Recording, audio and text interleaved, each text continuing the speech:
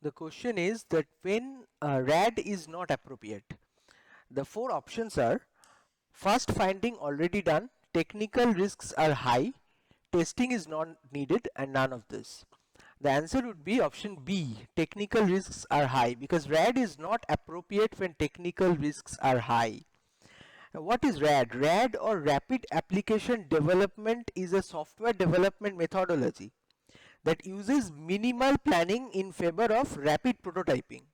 A prototype is a working model that is functionally equivalent to a component of the product. One of the main disadvantages of RAD is that it is not suitable when the technical risk is high.